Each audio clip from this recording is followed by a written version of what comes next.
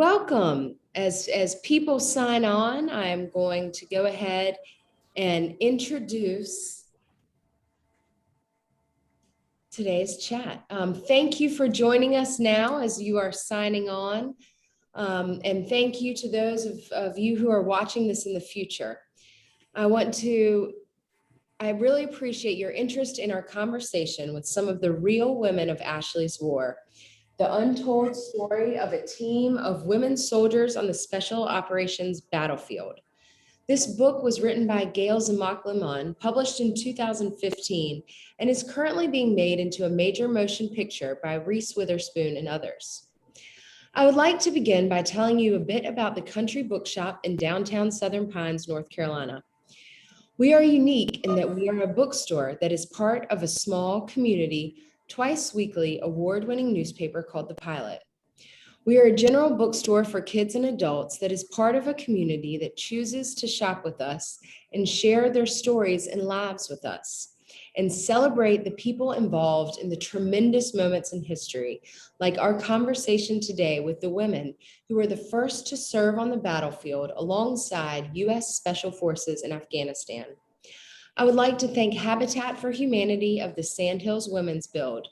This conversation evolved out of my handing Ashley's War to Donna Engelson, who has worked tirelessly to make this gathering happen due to her deep admiration and respect for these women of honor. Her drive to bring their stories to light through an in-person event, specifically supporting the Habitat Women's Build, and also our local high school women who hope to join our armed forces, I want to acknowledge, because this event was canceled due to COVID, and we are so excited to have this moment to be together in this virtual space. I want to welcome Amy Sexauer, Shelane Etchison, Andrea, whose last name I did not get a chance to double check, but I will readdress in a moment, and Tiffany Myrick. I want to begin with a question for y'all. You know, it is a decade later. We know Ashley's sacrifice has not been in vain, but I want to go back to 2010 when this was all beginning. And you know, what were the policies in the military then about women in the military then, and what was actually going on in 2010 as this was all coming together?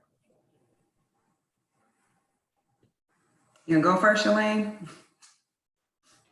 I was gonna say, I have a toddler slapping some toys, so maybe you two kick it off.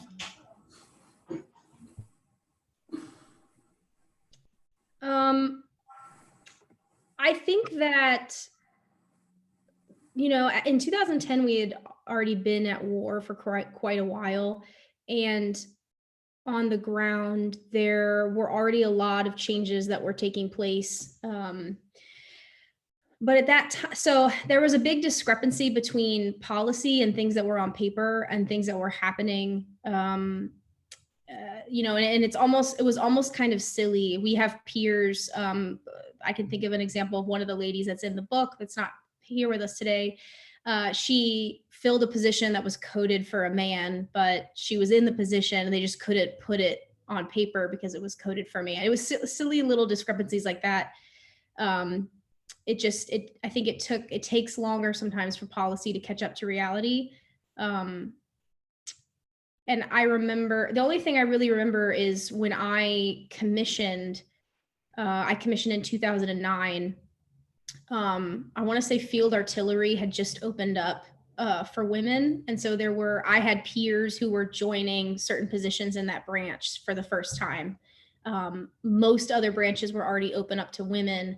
But I think, as we'll see with, you know, the conversations that came out from these stories like Ashley's War being shared, was kind of the last straw to opening up a lot of other positions officially to women, many of which were already being filled, but technically it wasn't happening. I don't know what your perspective is on that, Tiff, too. Yeah, so during that time, I was a platoon sergeant during that time. So previously, before that, I deployed in 04 to 05.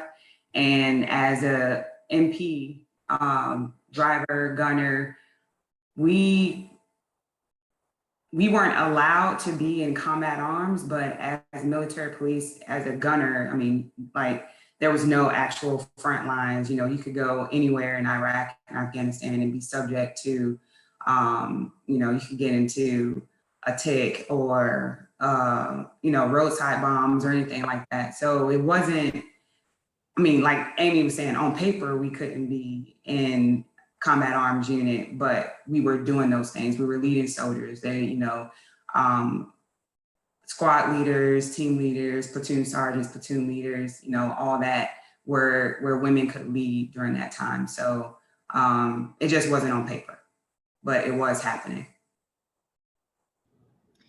Yeah, and I'm kind of connecting the dots here. So thanks everybody for joining us, and Kimberly for putting this on.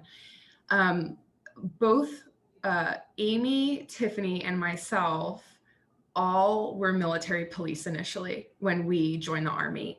And the theme of that is we wanted to be in the military, contribute to the war effort as much as possible on the ground.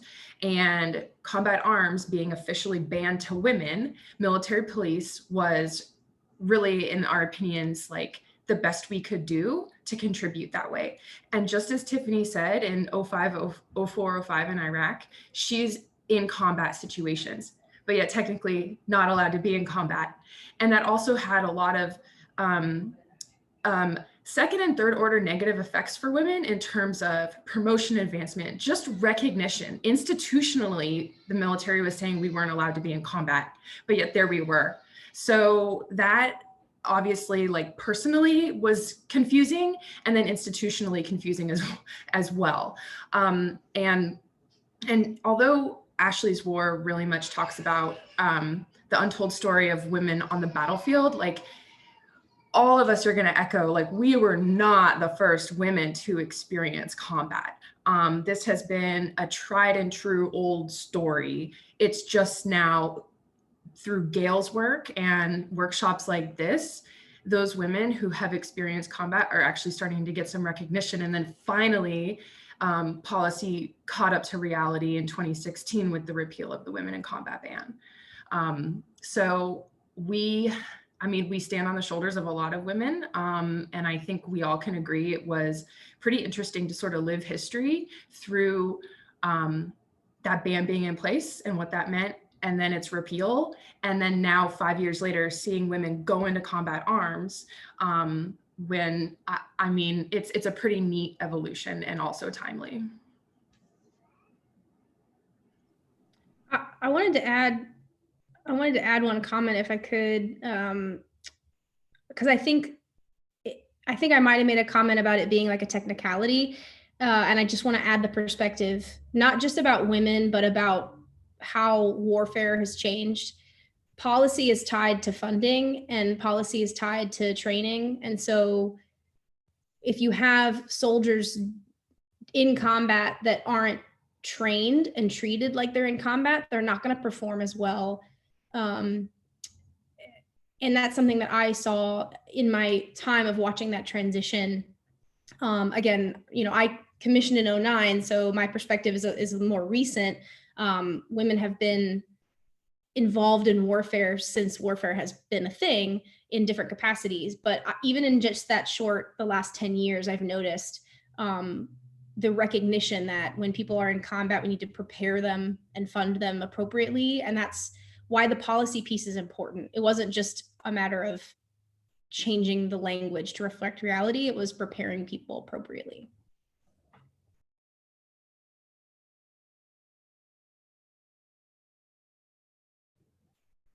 Kim, you're muted. I'm not sure if you're muted for everybody else. Thank you. Andrea, I wanted to welcome you and let you and see if you had anything to add, just giving a little bit of context to women in the military in 2010 as the CST teams were beginning, a decade ago. Sure, yeah, and my sincere apologies for being a little bit late jumping on here. I'm in a paramedic course right now, and I had an exam this morning. So again, my apologies for interrupting. But with regard to the question, I think for me, and probably for a lot of women in the military at the time, it was deeply frustrating, right? Because as a cadet at West Point, before I commissioned, all of the training was focused basically on infantry tactics, right? Small unit tactics. And you had very little exposure to any of the support branches while you were going through school and preparing to commission. So all of a sudden, as women, you know, your graduation date was approaching and you really have no exposure to these other branches, and you can't really use what you've been trained in. So I ended up commissioning as a military intelligence officer originally.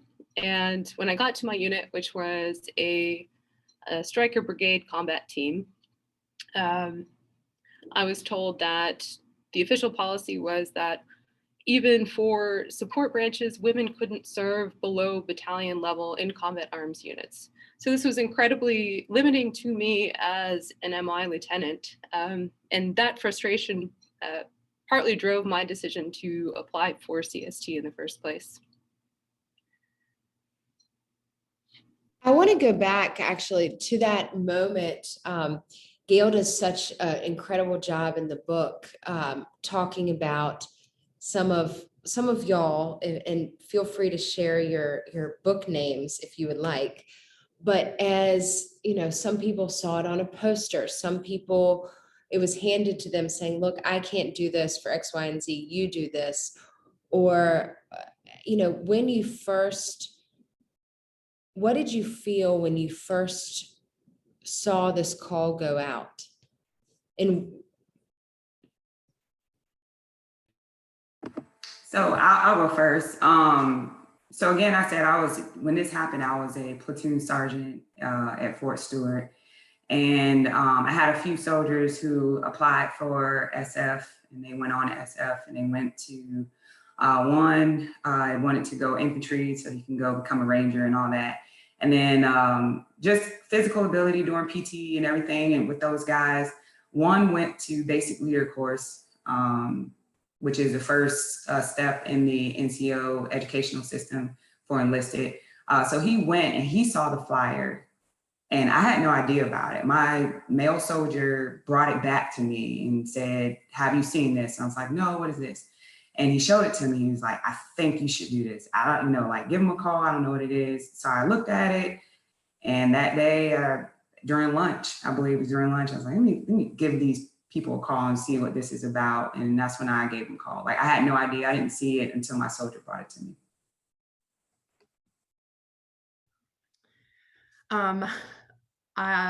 When I found out, it was like one of the most exciting days of my life.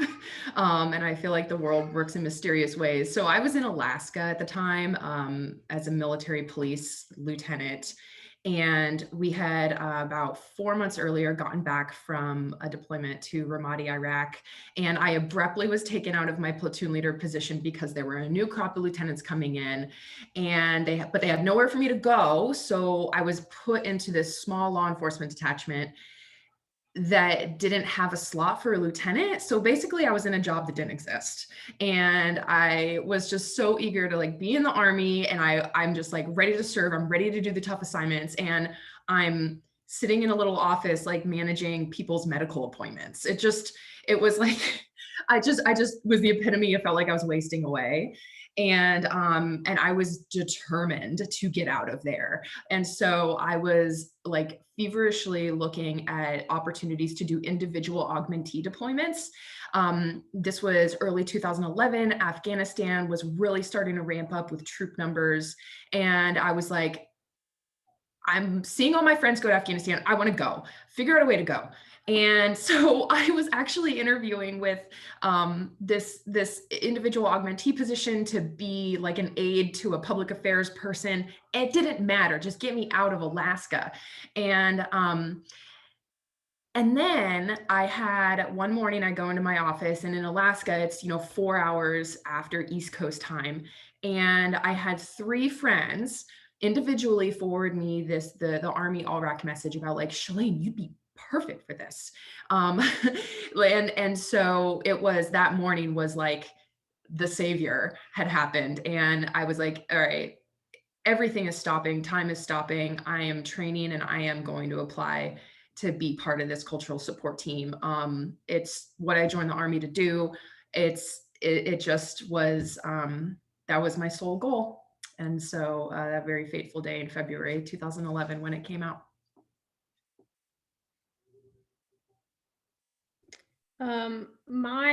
I think my story is actually in the book, so I won't belabor it, but I had just gotten back from my first deployment as an MP platoon leader. I think I had been home maybe 3 months when I saw the flyer. And I had this feeling like I needed to go back. I mean, my first deployment was in Iraq, but like, I mean, similar to what the other women said, 9/11 happened when I was a freshman in high school, and I'm an Army brat. My dad was in the Army. So like when I joined the military to fight. And so I had my first deployment under my belt. I was like, I'll do anything to go back and keep doing it.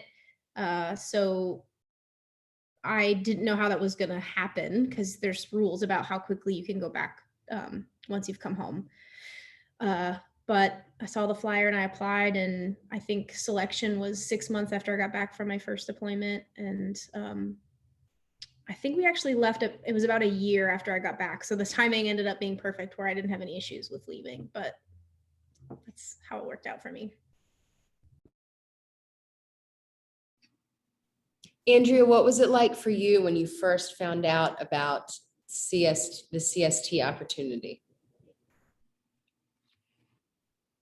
Okay, hopefully you can all hear me okay. My connection is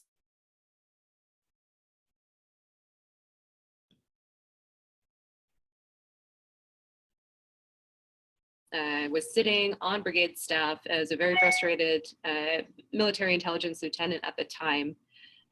So again, here I had just gone through a lot of kind of basic infantry training as a cadet. I had just gotten out of Sapper School and graduated that, which was one of the few schools that was open to women at the time.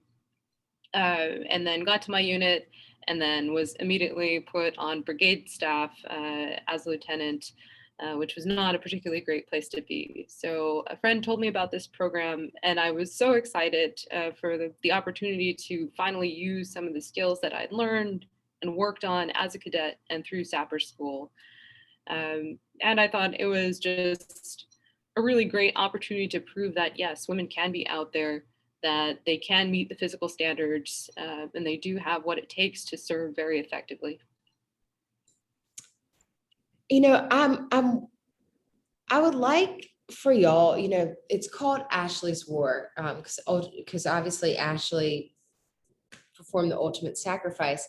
And I was wondering if y'all might be willing to share a memory of Ashley, either as a woman or as a warrior, or some memory you have of Ashley with us.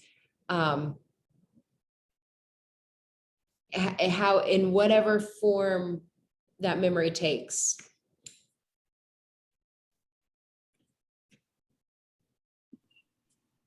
So I think one that immediately comes to mind there is, so after we finished the CST training course, we're divided up into two groups, right? So half go with Ranger Regiment, the other half go with Special Forces. So we're out doing training with the Rangers, and they're running us through a series of physical tests, right? So one of these tests was a rope climb. And, you know, the Ranger cadre are kind of sitting there like, oh, we don't really expect women to be able to do this very well. And I don't know if, I think Gail covers it in the book, but Ashley was a gymnast, and she is up this rope immediately, no problem, and just kind of floors the cadre. They're super impressed. So she was definitely somebody I'd say that was quiet, didn't flaunt it, but definitely stronger than she looked. I think you ended that with stronger than she appeared. What about the rest of you? So I'm kind of in the same views, because we were split into the two different groups. So, once we were all in class and training together, but depending on where you sat, you were I know I sat on the opposite side from most of you. So I really didn't have a lot of conversation because of where we sat in the classroom. So the women that I sat, a few of them did the same mission with us, but some of them also went with SF to do the village stability operations. So when I saw the 19 of us that were selected to go with the Rangers, I know personally, I size people up, see how they perform and like, oh, she wanted to do this. Was this by default? That type of thing. Cause they seem more like the VSO mission would be a better fit based on, I guess, like our interaction and how they were in class. And for me, Ashley sat on the opposite side of the classroom. So I would see her because she sat towards, I think I remember kind of towards the end or in the middle. And to me, she just seemed very quiet and nice. And I just thought, kind of sweet. So I thought that, going with Rangers would be a little bit, too much. But fast forward, we go and we're doing the training. And I remember I was sucking at some of the events. And I needed help stretching. And I was like, my hamstrings were really tight, my quads were tight. And I was just hurting pretty much. And she basically, gave me different stretches to do and, just kind of get myself a little bit more limber than I was. And just watching her, I think if y'all remember, we had to do that plank. They had us planking for like 5 minutes. And I kept going down. I was like, oh my gosh. And that girl, she was literally just having, just going. And the same thing with the rope climb. We all saw that. We all saw how strong she was. And I know for me, I was kind of blown away because I didn't, just her demeanor, she just seemed, like a sweet girl. You wouldn't think that she would go out and just be, that athletic and that strong, but she blew me away with that. And I was like, respect, nothing else to say. Yeah, I have like the exact same impression. So I've never, usually sometimes overconfidence is a fault of mine or it can get me in trouble.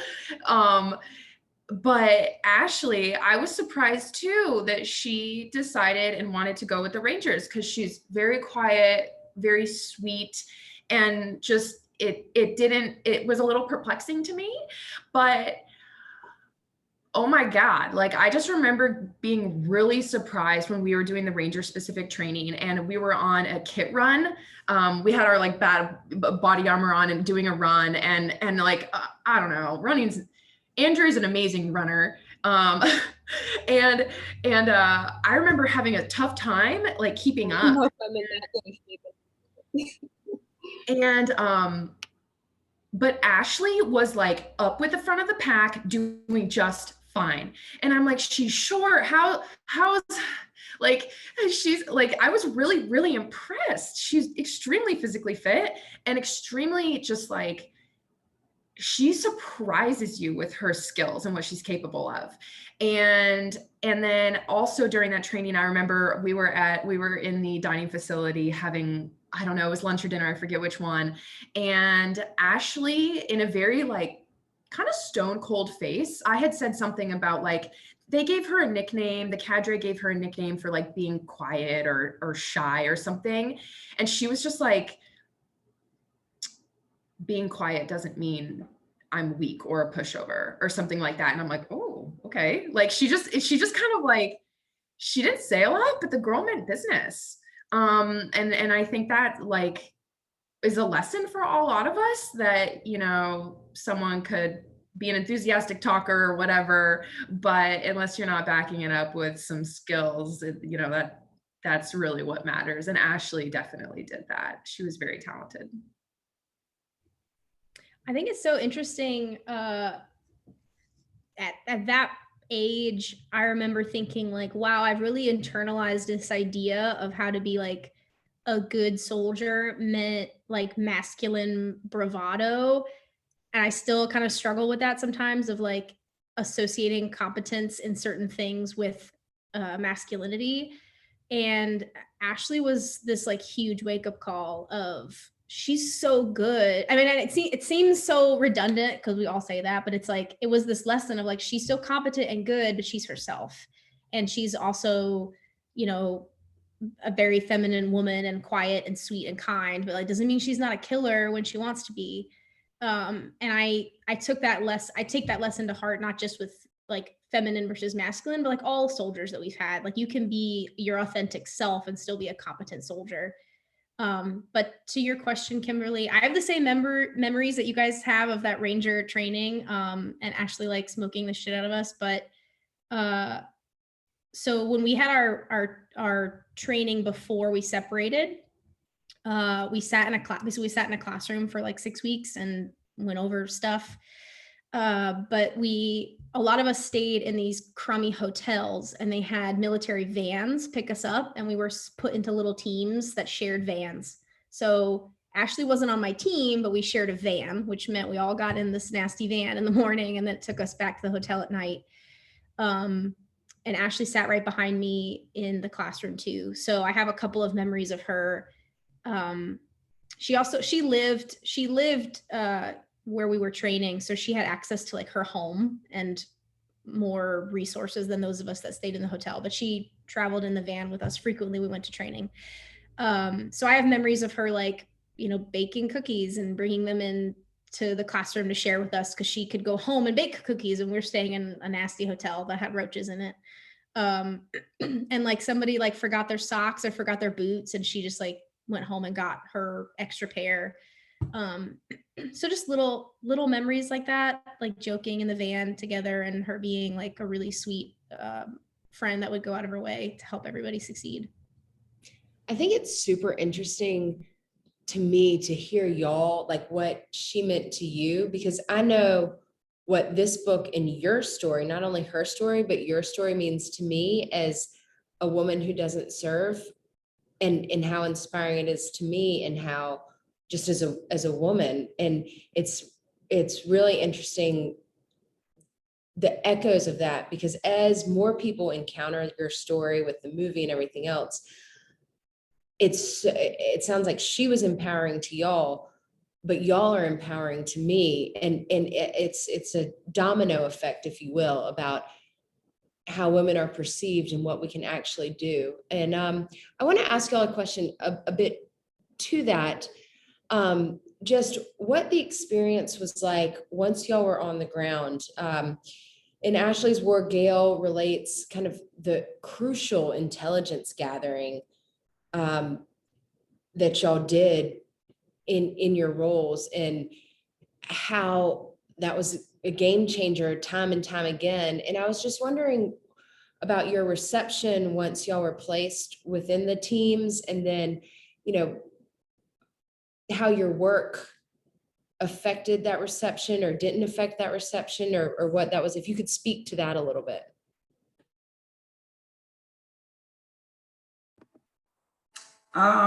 Dre and I, we were on the same team. So that was great. I was with the MI officer. So that worked out I think for both of us, with me being enlisted and being in I think a few years, well, not a few years, a lot of few years, longer than Andrea, maybe about 6 years. She was, like she said, was kind of fresh out of West Point, new lieutenant. And I was a senior staff sergeant while I was there. So I think for ours, so when we got there, we were mostly with the SEAL team, and we were support to a Ranger platoon. But we predominantly, I think she could kind of go a little bit more into detail with that, because she went to most of the meetings while I slept. But yeah, so, but from what I remember is our first mission that we went on, and we were searching women and children. And Andrea, you remember that SIM card was found on the baby that we searched, the diaper. And they were there trying to find this, get as much info. All the guys was in there, doing their thing, questioning, the guys that were out there on target, and they couldn't find anything. But when we found that SIM card on the baby, it solidified that we were there for a reason, and that we brought something to the table. So I don't know if you remember that, Andrea, but you can kind of elaborate a little bit more on it, so I'll turn it over to you. Yeah, so I'll take it probably from a little more of a broad perspective, but so there is actually, I would say overall our reception was kind of mixed initially, right? So the ordinations,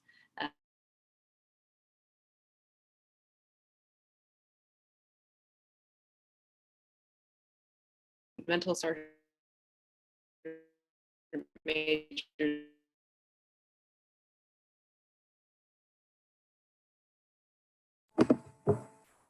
Bear with us, guys, as Andrea's connection goes in and out. Andrea, do you want to try one time, or can Tiff?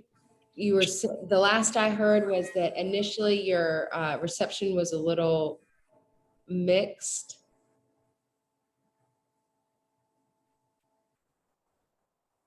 I want Andrea to have an opportunity to speak, but it's a little bit difficult to hear you. Yeah, while Andrea's working on her connectivity, and maybe it'll help if you turn your camera off, Andrea, I don't know, bandwidth wise.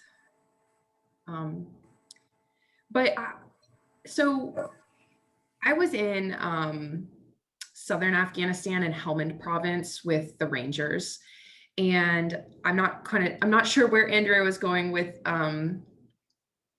her point, but I would agree that the reception for myself and my partner was mixed. Keep in mind that these Rangers, the Special Forces, the SEALs, I mean, these are a tight, cohesive unit of men that have gone through their own selection and assessment process, their own training cycles, and they have a very dangerous job to do. So outsiders are usually kind of seen with a skeptical eye, and rightfully so. Okay, this is dangerous work. It's not for everybody. And however, I do believe the fact that we were women added another layer to that skepticism. I believe there was some outward sexism to us being there, and that was vocalized, but there also were a lot of Rangers that were open-minded to this and understood that, okay, conceptually, we understand why you're here and we can't interact with the female and children population when we go out on target looking for these like high-value Al-Qaeda and Taliban targets. But what really changed the tide was actually going out on mission and proving we can keep up. Okay, we are competent with our tactics, even just being able to talk on the radio like you know what you are doing, and staying in the formation, understanding how to walk under night vision goggles and not look like a fool, how to handle your weapon, like knowing where you are spatially compared to the other elements and going inside the compound, all of those little things that matter, because they're just looking for the new person to like mess it up. And so we really, being one of the earlier groups, I think all of my colleagues here would agree that like it did feel very much like a zero fail mission. And there was pressure from all sides, not just, hey, make sure you don't step on an IED and you lose your life, but also get the intelligence that we need to get to prove our worth to our male colleagues here. And don't mess up, because you are being watched, you are being judged. People are not sure how this program is going to go. And also, by the way, what Amy said before, like, yes, we went through selection and assessment. That's testing, that's looking for like our character, right? Do we have the right character to be the fit for this? And yes, we did about 3 months of training, but in the grand scheme of things, that's not a lot of training compared to the units that we were attached to. So we had a lot of cards stacked against us. And I'm just so exceptionally proud of our of the women profiled in Ashley's War in our team, because it really wasn't just about like getting the right intel that night. It was like it was really for like female kind and our progression in the military and proving our worth. So going back to Tiff's point, I would say being able to be competent on a mission and getting some of these key intelligence factors really helped with the reception and how we were brought into the team. And we also were there for 8 months. So that's kind of a long time. I mean, most of the guys do 4-month stints. And I would say I'm just exceptionally proud that by the end of our 8 months there, a lot of the Rangers that were very skeptical and vocally so about us being there were the same ones saying, hey, it's kind of messed up that women aren't allowed to go to Ranger school, or that these jobs are closed off to you guys. And I'll also be remiss to say that,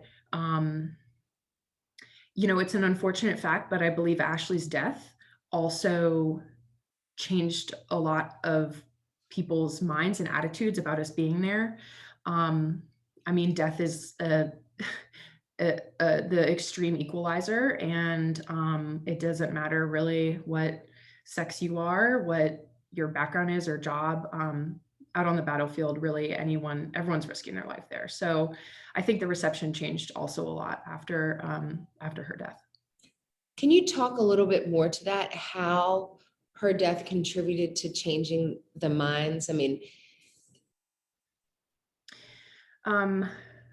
well, my partner and I, because Ashley was killed in Kandahar province and we were working in Helmand province, which was right next door. And, there were also 2 other Rangers that died the same night with her. And so some of the Rangers that we worked with and my partner, we flew to Kandahar just a few hours after it happened. And so it was hard and kind of like raw to witness the Rangers grieving, and some of them had actually told us like it does feel different that it is a woman that was also killed, like that is a first for them. And I think that in a lot of the conversations about women in combat, some of the things come up about men want to be protectors for women. And I think that some of that was a little on display. And some men, I think, took her death harder than maybe they did some of their other colleagues. But also, what really impressed me was before we even landed in Kandahar, oftentimes in the operations center, where you have your commanders sitting and your intel folks, there will be pictures put up of people that have lost their lives at that particular posting. And when we had gotten there, Ashley's picture was already up with the 2 Rangers. So it was just a matter of hours. And I guess I was surprised, because I also still was struggling. This was only 2 months in, and we were still struggling, I think, feeling like outsiders and like, are we really being valued? Like it still was kind of, things were still trying to kind of work themselves out. But seeing her picture up there meant everything. And I think it spoke so much to how the Rangers treated her sacrifice just as one of their own. So yeah, I think it was hugely impactful for our integration in the program. Can I add something to that? I kind of I'm gonna go on a little tangent, but it'll come back. I think that in the past, when these conversations are had, one of the things that people always focus on is physical competence, physical capability. I think we all felt that pressure that we needed to be, on par, if not better, faster, stronger than our peers in order to, like Shelane said, like zero, there's no room for failure. But that's like the minimum of being a competent soldier and leader, is just physically hanging and being able to physically hang. And we've all seen that with our male peers, right? If you look at your male peers, the guy who's the most physically fit is usually not also the best leader. And so what I think made this program special, and I think special operations does this better than the conventional force, in just my opinion. I think we're better at building teams and wanting people that can be diverse and have different perspectives and different skill sets and bringing them together to problem solve. So I think the environment was actually very fertile for us to integrate into these teams. And I think this group of women, while physically impressive, and it's those stories are fun to talk about, and everybody wants to hear the stories of like the chicks that are hardcore. The reality is this group of women were intelligent, mature, adaptable, and they became a part of these teams. Like we were friends with these people, and the resistance was there initially, and we did have to prove ourselves physically, but that was the minimum. That might have gotten a couple of people off our back, but it was really like the months of planning, playing cards, playing games, like, hanging out on deployment, like, and all the downtime, and like becoming a part of these teams, I think is really what made the difference. And I think that's the same for Ashley too. I don't think her legacy was so significant within the community because she could physically hang, but it was because she was a part of that team and they felt her loss. I think there have been a lot of women that have died in combat prior to, and I think that their legacies are felt within the teams they worked with. It doesn't always get picked up by the media. And I think the time and place in history and it being special operations is probably why it was such a special story for the media. But I think the reason why it spread so deeply with our community is because we were part of the team. Yeah, I guess that's the best way I can make that point. Andrea, welcome back. I see you in a different place with a much stronger connection. I'm hoping so. Yeah, thank you. Please feel free to continue your thought, or I can move forward with I would love to hear what we got cut off, and I also have more questions to shoot your way. Or welcome back.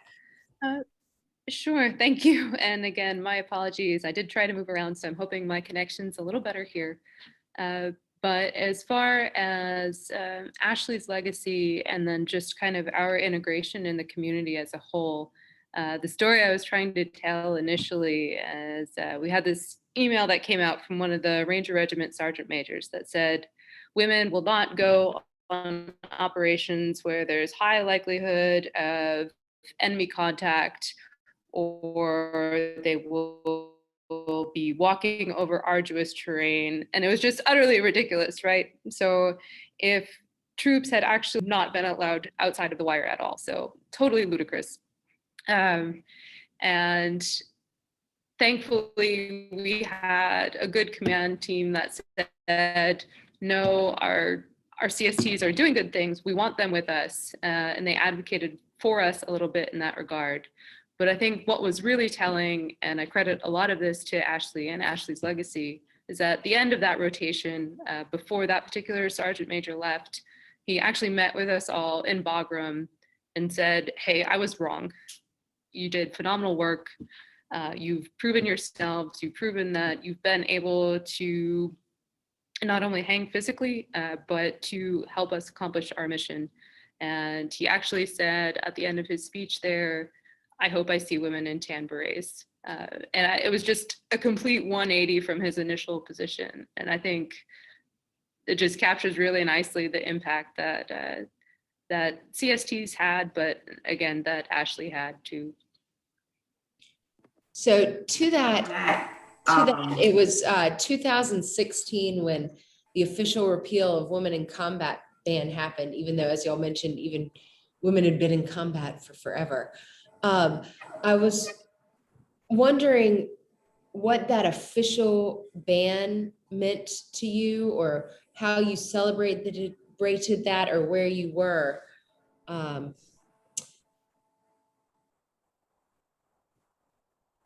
Or did it even matter? So I'll pick that up a little bit, make up for not being here maybe. But I think to us, this was a huge milestone for two reasons. So first, there was some frustration for us because we finished the CST program and we advocated really strongly for CST to continue, and we wanted a way to maintain this capability. And we just met several hurdles trying to do that and really retain people in the program. So before that announcement, we'd seen that CST wasn't going to really be a long-term option. And then the announcement came and we said, oh, this isn't the end of the road for us. We do have potentially other opportunities out there. So that was really encouraging. But also it was a major hurdle that was taken down in terms for advancement to women into senior ranks, because consistently, this was one of the arguments that was put forth, was that, well, women can't reach general officer level because they don't have the combat experience in order to do that, or to be qualified to do that. So I think we're still waiting to see some of the long-term effects of that ban being lifted. But we are seeing women, starting out in combat arms and being able to progress equally to their male peers, and hopefully eventually get promoted at the same rates as their male peers and be more represented at that general officer level.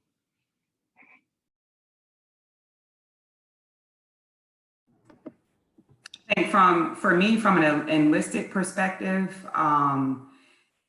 so the same sergeant major that Andrea was talking about, I ran into him in 2015 and then again in 2018, and he kept the same message for supporting women in combat arms. So, and he was a sergeant major at a very, high level in special operations. So, with that being said, from 2011, he kept it all the way through until he retired. So I think that our performance, I know our performance changed a lot of the minds of some of those senior leaders during that time. But for me, I don't really think I felt it as much as my job is enlisted, I was still leading, it was enlisted is kind of different than officers, I would say, because Tiff was still being awesome, is what she was saying. Well, no, I'm just saying, I didn't have any issues being a leader of a platoon or a leader, moving on to eventually be a first sergeant with or without it of a organization of, men and women, but predominantly men, because, MP Corps is mostly male dominated. But I do see it for a lot of the officers, their point of view. I can see it definitely from their point of view. And then I think also with me at where I was in my career, I'm too far in the game to switch to combat arms or anything like that. So, I didn't view it as, it was a long time coming, but it was something that I thought was great for a lot of the junior or younger women coming up, but for me personally, it didn't affect me much. I knew it was coming. They've been talking about it since 2011, before 2011. So we knew it was just coming, just a matter of time. Yeah, first off, obviously it was an extremely proud moment. This policy was personal. It was. And ever since I was doing ROTC and I finished as the #1 cadet, but yet I was banned from joining almost half the jobs. It's personal and it's nonsensical given women were in combat, giving their lives in combat. And so on one hand, like obviously it's the rescinding of this policy was great. It also did not come as a terrible surprise because the principle of the matter was that it was wrong and it didn't match reality. And it also, like, every year we have to do equal opportunity training in the Army. And I'm like, institutionally, there's discrimination everywhere here. Come on. But I also really credit it. It took a lot of different folks, right? It took the women actually performing in combat situations. It took the CST program, and then it took male senior leaders standing up for what's right. And there just was so much vitriol and controversy around this debate. And some of the comment sections or the op-eds that you see on the internet are truly vile, sexist things.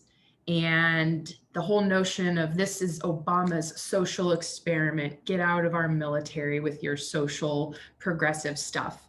And I have to commend our senior male military leaders that still stood up to do the right thing. And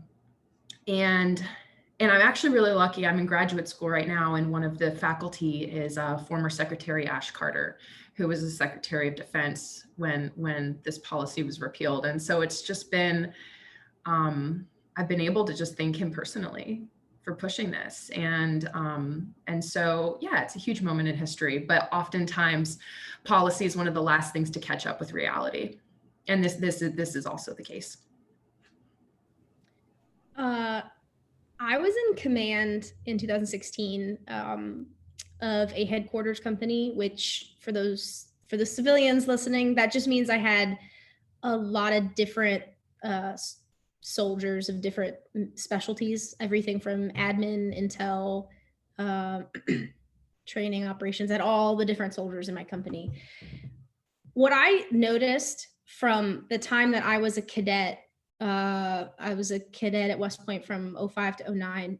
And I was taught that to be a leader and to be a good soldier, you had to look and act a certain way. And I think the deeper implications of this ban was I looked at my company of soldiers and realized this generation of soldiers joining in the armed forces, they know they can be different. The skinny kid, the short kid, the way too big, no gear fits him guy, like our military is diverse, not just in gender, but in body type, in, the foods that they can eat, in the religions that they practice. Like, we're different. And I think this conversation, and like Shelane said, a lot of the stupid stuff that people said really made people ask, well, what does it take to be a soldier? What does it take to fight in combat? What skills do you actually need? I remember thinking that the only way I would be physically successful in combat is if I could run really fast, and there was this body type of, like, the senior leaders were all tall, skinny guys that could run, because I think for a long time, that was how we measured physical fitness and discipline, was by running. And we've seen this awareness of, like, okay, you need to be, like, agile and strong, but not too heavy. Like, there's conversations about what skill sets do we need physically to be in combat. And I think that's amazing. I'm, like, so proud of the soldiers that we have that join now, and the way that they think creatively, and the way that they're able to see that their leadership isn't based on a cookie cutter single type of a single mold, that you can be your authentic self, and that there are qualities and characteristics you can get better at that make you a better leader, but you don't have to be somebody you're not. And I think that's the deeper legacy here. That's bigger than just the jobs opening up to women.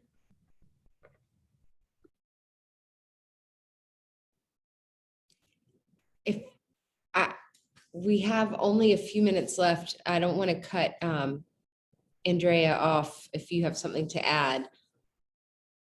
Okay, the last question is something I know our attendees, mostly book clubs, are very curious about is what each of y'all are doing today. I know y'all are all retired, but what you're doing today, and also kind of attached to that, as Ashley's War, as the movie comes out in the next few years, and this, I mean, what you did in the history, it's an official mark on the timeline of history of not just women in combat, but like women. I was wondering if you could speak to one, definitely say what you're doing today, but should you choose to speak to the movie, or how you feel about that, being a part of that, of doing something that like that matters. Hand it over.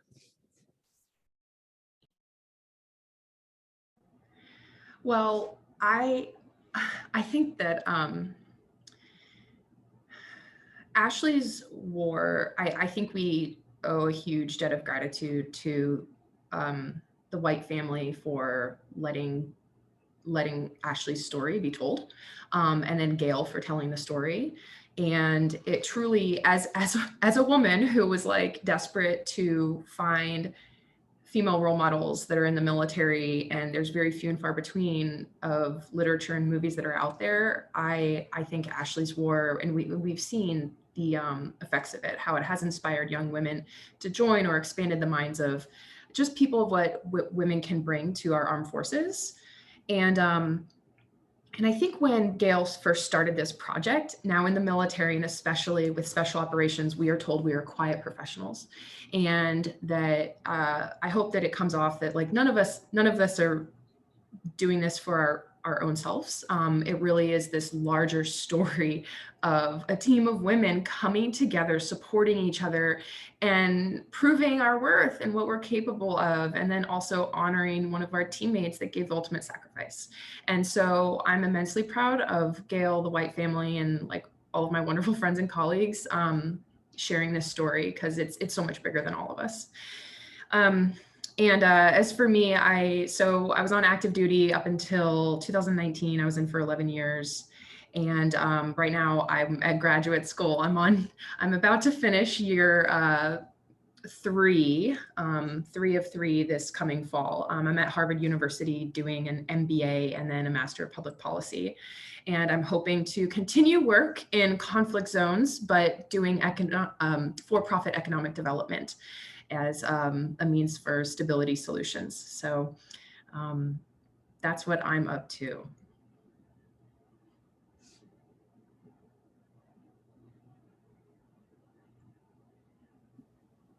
Okay, I'll jump in here. So with regard to the question about legacy for Ashley, I definitely echo the sentiment that, you know, it's a wonderful role model to have out there. But I think, you know, I'm happy the movie's coming out now, 10 years later, which seems pretty incredible, I think, for all of us. But I think with everything that's going on with Afghanistan right now, and seeing us begin to transition away from that, I think the movie is a really strong reminder of her legacy and of her lasting impact. And the fact that, you know, what she did is bigger than just that particular conflict.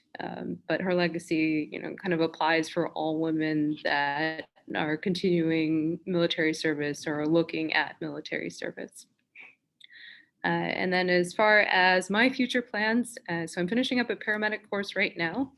And then I am starting medical school at the University of North Carolina coming up at the end of July. So.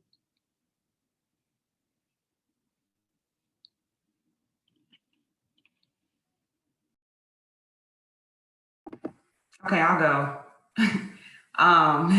So I think that, so her legacy continues.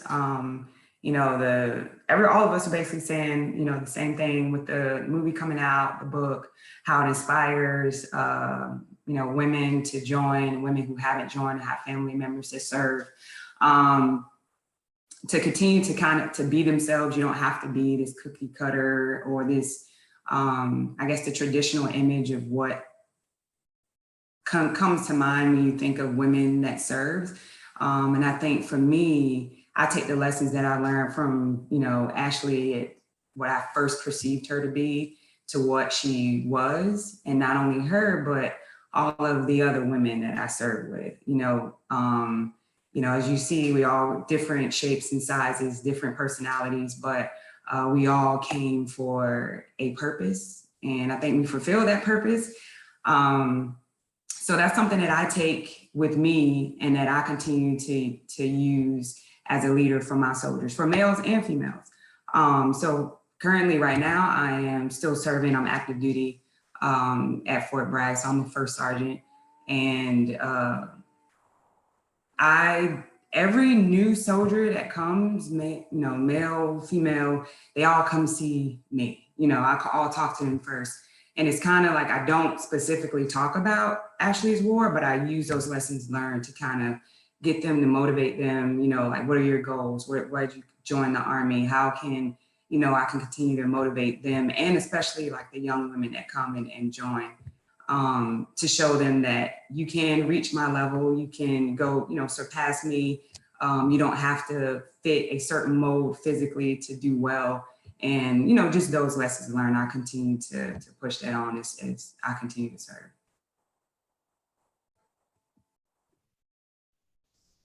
I wish that you were my first sergeant, Tiff. I think that's so hardcore. I'm really proud of everybody for all these amazing things that they've done since our CST deployment. I'm nervous about the movie, to be honest. When Gail wrote the book, it's like a group of women and we all have these experiences and memories, and she had to, narrow it down for the book. And I think she did an amazing job. But Hollywood's gonna, narrow it down even more. So I think we kind of joke about like, who's gonna make the cut and actually be in it, and like our character's gonna be combined, or who's gonna get cast to play us. But we also know some of the storytellers involved. So we have a lot of like hope that the heart of the story will still be Ashley and will still be significant. And we've all met women who have joined the Army and said that they were inspired by Ashley to join. So I do have a lot of faith in her legacy, that it'll reverberate with the movie as well. I am local. I live in Moore County now. I was on active duty for 9 years. I'm still in the Army Reserves, which I love. I manage a local charity, the Dreams for All Foundation in Moore County, and I am an aspiring writer. Maybe one day I'll have something at the bookshop, is a goal of mine. Yes, and can you say that charity that you manage a little more? Oh, the Dreams for All Foundation. I find it significant. This is just my own observation, as I'm such a huge fan of Gail's. I found it noteworthy that she's also listed as a producer, which is unusual. And I wanted to highlight that as this movie's in production. I think that's very exciting. I want to thank you guys, not only for your service, but for your willingness to chat about your experiences with me and the Country Bookshop today. There's so much more to talk about. I could chat with y'all for hours and hours. Maybe we'll do a round 2 if that's of interest to y'all. But again, thank you so much. Ashley's War is available at the bookshop for those of you who have not read it. I also encourage y'all to share this chat and tell this story. And if there's anything else you want to add, please do. Otherwise, I'm going to sign us off. Thank you, Kimberly. Thank you, guys. Bye. Thank you.